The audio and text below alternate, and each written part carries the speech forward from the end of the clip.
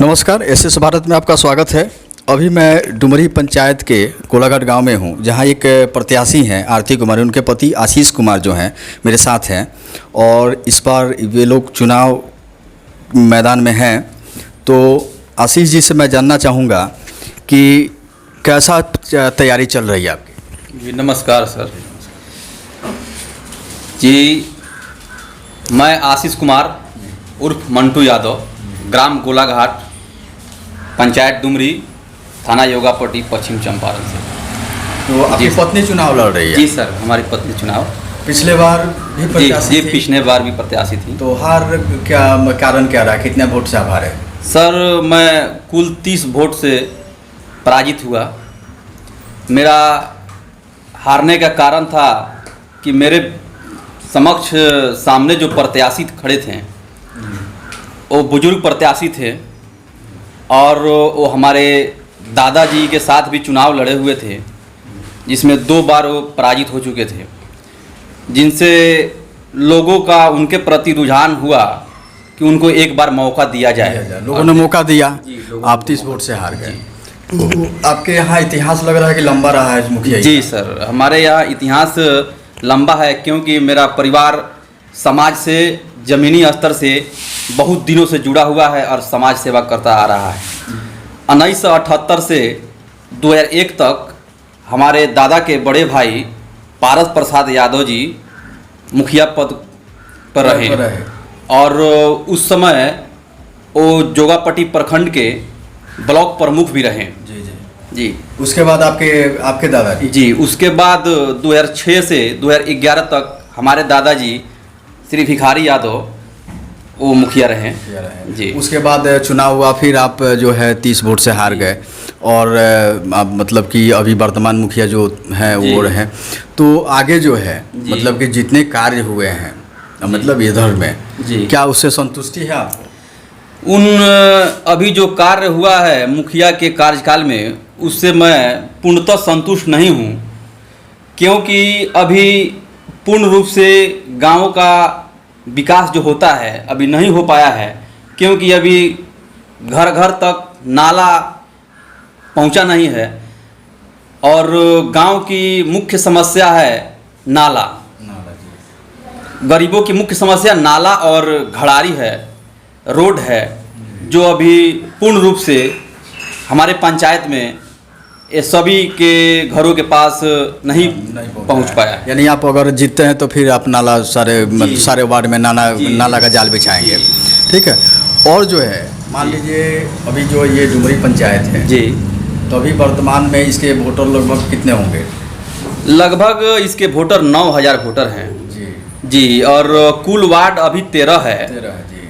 और हमारी जो ये नगर पंचायत का परिसीमन जो बढ़ रहा है, इसमें बगल का पंचायत मछगावा का एक गांव है बेलबानवा, संभावना है कि उसका 12-13 वार्ड हमारे में जुट जाए और जुटने के बाद हमारे यहाँ कुल 15 वार्ड हो जाएगा।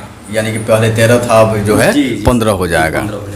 तो आप जो है मतलब आपकी पत्नी प्रत्याशी है? जी जी। और मुखिया पति आप हैं जी। तो क्या वो क्षेत्र में जाती हैं, जाएंगी भ्रमण करने की, केवल आप ही से काम चल जाएगा? नहीं नहीं, वो तो जाएंगी, महिला प्रत्याशी हैं तो जाएंगी, क्योंकि महिला है तो महिला से मिलना जरूरी है। महिला है तो क्योंकि लगभग लगभग 3500 से 4000 के करीब में यहाँ महिला वोटर भी है, तो केवल पुरुष वोटर से ही काम नहीं चलेगा, महिला के पास जाना पड़ेगा। तो मतलब इस बार जाएंगी वो? जी जी जाएंगी। और आपका इतिहास जैसे पता चला है कि बहुत लंबा रहा है जन सेवा में जी। तो इस बार क्या चांस लगता है?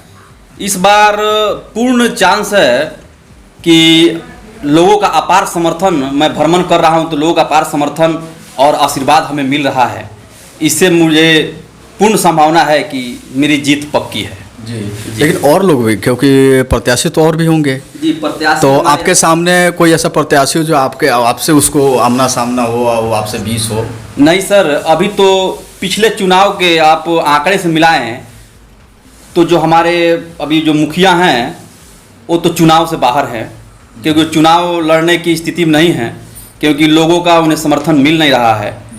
उनके कार्यकाल से जनता संतुष्ट नहीं है, और जो पिछले प्रत्याशी हमारे साथ रहे थे उनका और हमारे वोट का अंतर 350-400 था जी। तो वो हमारे लड़ाई में पीछे भी नहीं दिखाई दे रहे हैं। मतलब कुल मिला जुला के इस बार लगता है कि चांस आपको जनता देगी। मैं पहले चुनाव 30 वोट से हारा था, तो मैं अपना संपर्क इतना बढ़ाया कि 30 वोट को मैं 900 वोट प्लस कर लिया, 900 लोगों को और जोड़ लिया जी।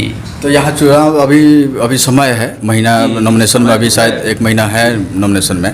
तो नॉमिनेशन के बाद, क्योंकि अभी तो आप मतलब पीपल टू पीपल कांटेक्ट कर रहे हैं, लोगों से मिल रहे हैं, उसके बाद आपका चुनाव प्रचार शुरू होगा जी जी। तो जिसमें गांव के लोग जितने आपके समर्थक हैं जी, वो आपसे आप उनसे मिलेंगे। मिलने के बाद क्या बहुत बार होता है कि समर्थक शुरू में जुड़ते हैं जी, लेकिन बाद में होता है कहीं ना कहीं से कोई कुछ इधर उधर हो जाता है जी। तो लास्ट का 2-3 दिन जो चुनाव का कितना जी। महत्वपूर्ण होता है?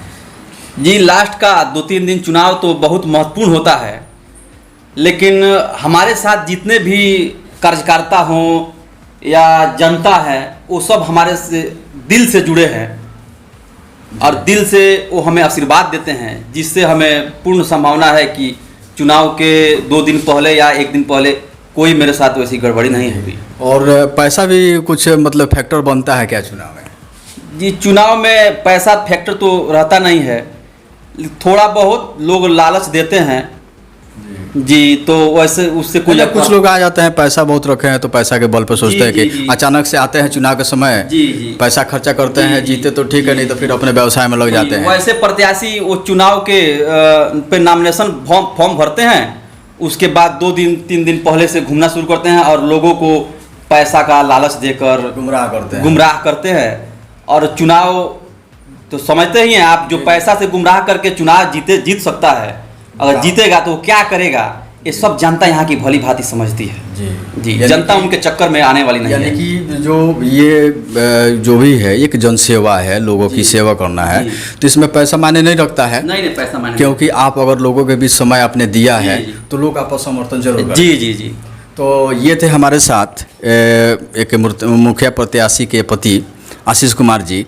मेरी शुभकामना इनको है कि भगवान इनको विजयी प्राप्त करे, विजयी हों ये। बहुत बहुत धन्यवाद। धन्यवाद।